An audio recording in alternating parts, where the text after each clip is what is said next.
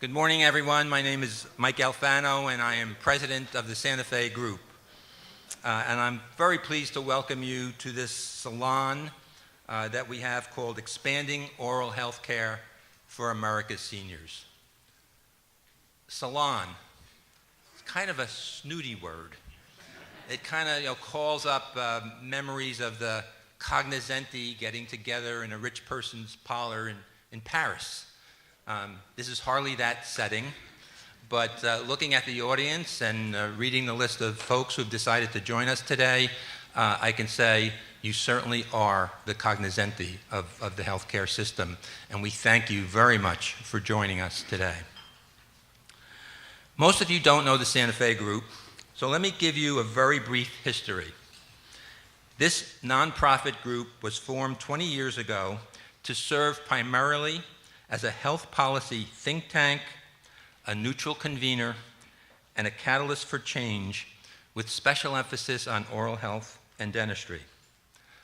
Among the goals we have taken in the past were to help catalyze reform of dental education, modernize the curriculum, and I'm pleased to say that the American Dental Education Association agreed, joined in. Rick Valakovic, President and CEO of that group, is here with us. And to this day, the American Dental Education Association continues to have an initiative on innovation. Another example of how the Santa Fe Group works was in the area of oral cancer. Here, several activities occurred. I won't take you through them, but we ended up forging a very good partnership with the American Dental Association. And you'll be hearing from the president of the ADA, Dr. Carol Summerhays, in just a few minutes. When Santa Fe Group decided to make expanding access to oral health care for America's seniors a priority, my initial excitement centered on the importance of oral health for its own sake and the total well-being of older folks, and also the righteousness of ensuring that poor seniors can have access to care. As you will hear during the salon, good oral health is very important to seniors in terms of things like food selection, social acceptability, speech, freedom from pain, and self-esteem.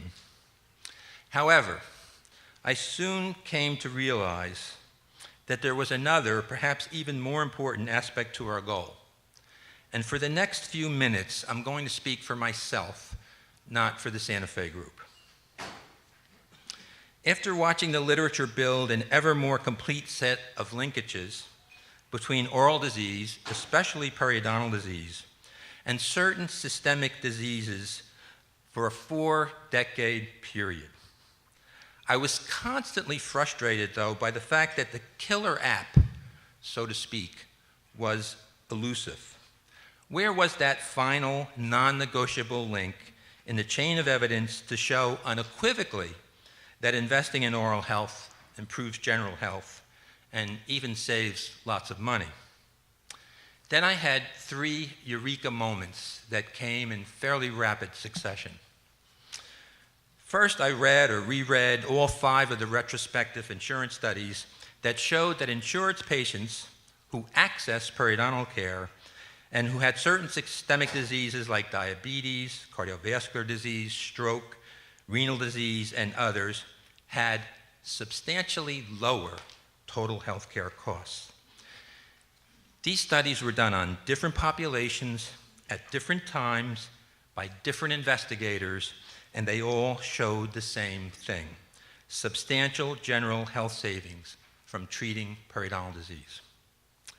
Second, about 6 months ago, I had the good fortune to have lunch with one of the legendary deans of Columbia University, Dr. Alan Formicola. In fact, there are 2 legendary deans from Columbia here today, one of whom, Dr. Lamster, you'll hear from later. And I was doing my, sort of moaning, we don't have the killer app, we know there's something there. What should we do? How do we break out of this malaise? And he said, Mike, think what happened in the food industry. When we can all remember, I think looking around the room, just about everybody is old enough to remember when the fat and the cholesterol rage was in full swing. Now, this is not to say that fat and cholesterol don't have something to do with heart disease. However, as the American public scorned fat, I would say, to excess, what happened? Food engineers designed new foods that were filled with sugar and carbohydrates because guess what? Fat tastes good, okay? And if you take the fat out, you got to add back mouthfeel and texture and moisture, and one of the ways you do that is to manipulate the carbohydrate mix in the product. So the nutritionist in me knew that however well-intentioned and passionate the replacement of fat and cholesterol was, it led to untoward outcomes and was probably a major vector in driving the epidemic of obesity and diabetes, which followed. In other words, our society paid a huge penalty for getting that dietary change wrong. We were playing around with the metabolism of human beings. In contrast, if we get this periodontal thing wrong, the worst outcome is people will have fresh breath, healthy smiles, clean teeth, self-esteem. There really is no downside. And that should encourage us to be more forthcoming. Finally, and for me, this is what put me over the top. You will each have your own decision to make as to where you will be on the spectrum.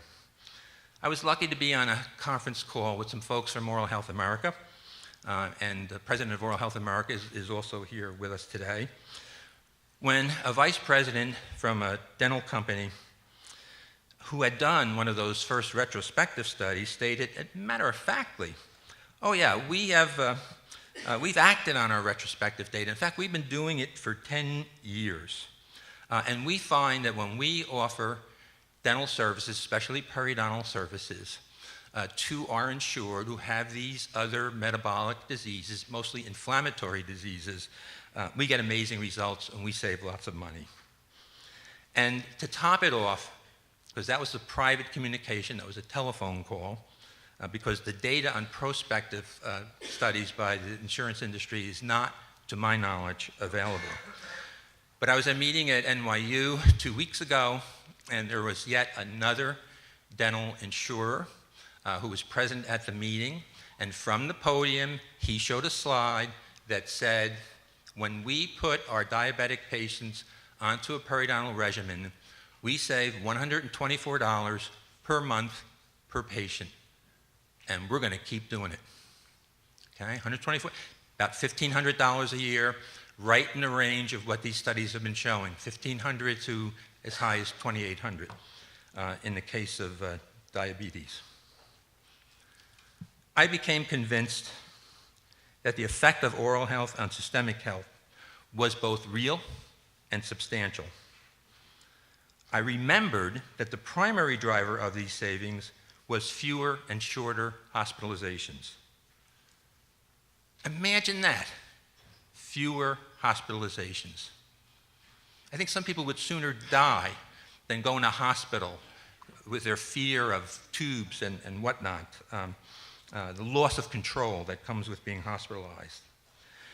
And for me, the decision was made that I was going to stop pussyfooting around this vast database that we've been building these past 40 years.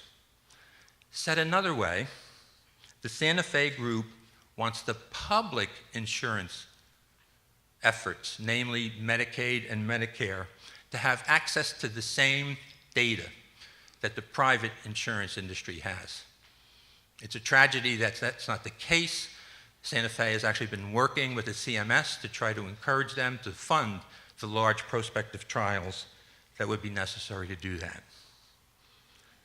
Ladies and gentlemen, our goals are to begin a dialogue with you, to capture your best ideas. It's not about Santa Fe, it's about you. There's the makings of a broad coalition that are present in this room.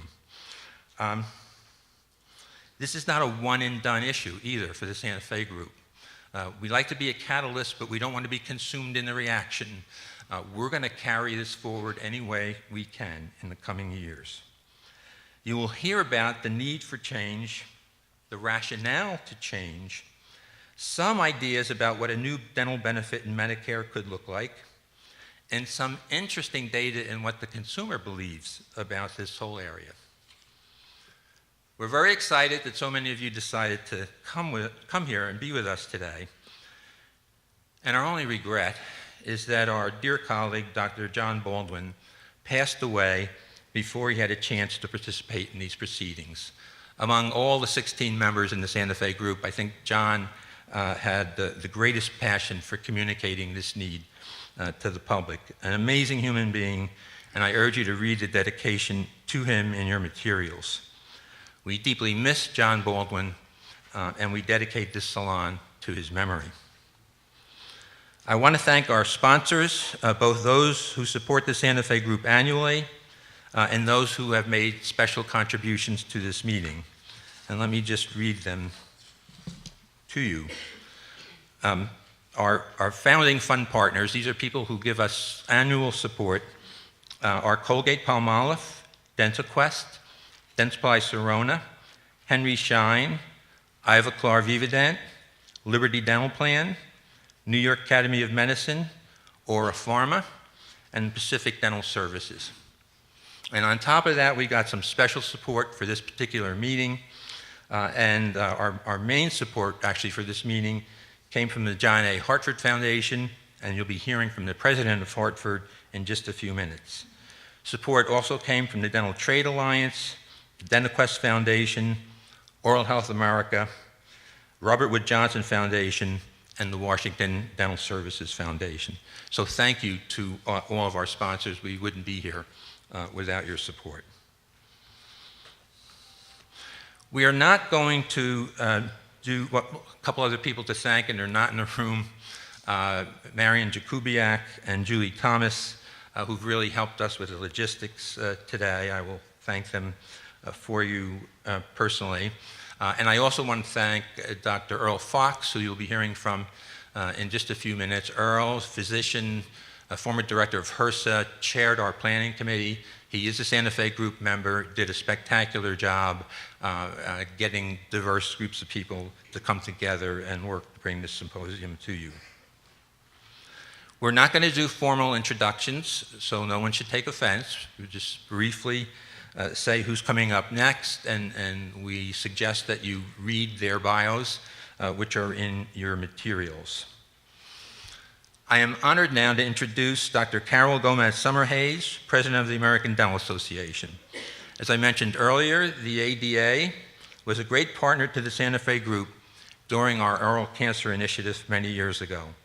And we have asked Carol to come here to bring greetings, not only on behalf of dentistry, but on behalf of all the professions that are represented in this room. Dr. Summerhays?